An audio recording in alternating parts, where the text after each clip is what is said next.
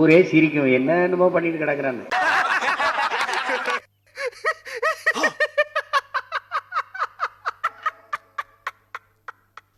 சொல்றாரு என்னை வந்து, என்ன நீ பெரிய காராத்த, என்ன கல்லெடு தெரிஞ்சா என்ன செய்வேன், நானும் கல்லெடு தெரிவேன்.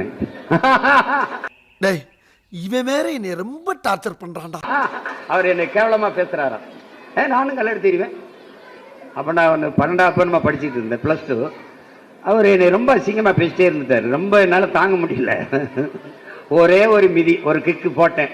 எங்க போய் விழுந்தாருன்னு. எவ்வளவு பிட்டு இழத்தாப்பா அந்த காதைய தாங்க. வாங்க எம்புட்டு போய் என்னங்க, ஒரு மாசம் நானே பள்ளிக்கூடத்துக்கு போகும்போதெல்லாம் அவரை மருத்துவமனையில காட்டிட்டு கூட்டிட்டு வந்து விட்டுக்கிட்டு இருந்தேன்.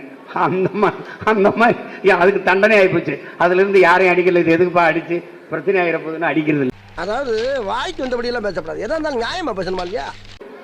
ஏதோ சாலையில என் தம்பியோட சண்டை இழுத்துட்டான்.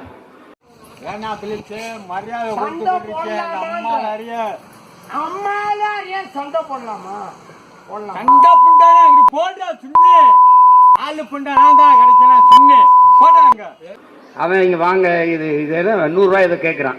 இதுக்கு இதாகிப்போச்சுன்ட்டு வாங்க, அங்க எங்க அண்ணன் வீடு இருக்கு, வாங்கி தரேன்னு என் பேரை சொல்லாம கூட்டி வந்துட்டான். அவன் ஒரு 5-6 பேர் வந்துட்டாங்க. வந்து ஒரே சத்தம் வெளியில. என்ன சத்தம்னு போய் பாருங்கன்னா, ஒரு 5-6 பேர் ஒரு ரவுடி மாதிரி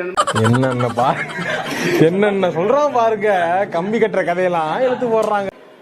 அந்த அண்ணன் என்னைய பார்த்தோன்னே அவனுக்கு தெரியுது ஆளு, அதனால அவன் வசனத்தை நிறுத்த முடியல. நான் யாரு தெரியுமில்ல, நான் சினிமாவில் போயிட்டு இருந்துட்டான், கையை அப்படி தூக்கிட்டு. என் டைலாக், நம்ம பஞ்சு டைலாக், நீ சினிமாவில் தான் ஃபைட்டர், நான் ரியல் ஃபைட்டர்னு போட்டேன் 2. அதோட எந்த பக்கம் ஓடனான்னு இப்படி சோறு திங்கிறக்கு எவ்வளவு மானம் கட்டு போய் தெரிய வேண்டியிருக்கு தெரியுமா? பேசுறாங்க பேச்சு. அது மாதிரி ஒரு கலைன்னு நமக்குள்ள ஒரு அது இருக்கணும். இருந்தால் தான் நமக்கு தன்னம்பிக்கை வரும், செல்ஃப் கான்ஃபிடென்ட் இருக்கணும். யாரே வந்தாலும் பார்த்துக்கிறோம்டா அப்படின்னு.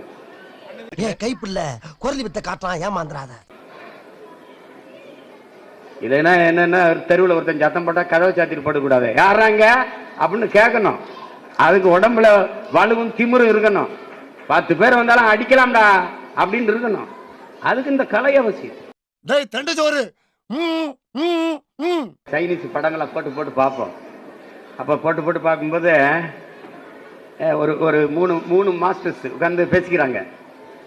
மாஸ்டர், உங்க கலை, உங்க ஆர்ட்ல, உங்க இதுல என்ன, உங்க ஸ்டைல்ல என்ன அட்வான்ஸ்? அப்படி வளர்றேன். கோயிலுக்கு போனோமா, ஊருக்கு புறப்பட்டோமான்னு இருக்கணும். அடுத்தவனுக்கு அட்வைஸ் எல்லாம் பண்ணக்கூடாது. சரிங்க. உங்க வீட்டு பிள்ளையா நினைச்சு எல்லாரும் என்னை மன்னிச்சிருங்க.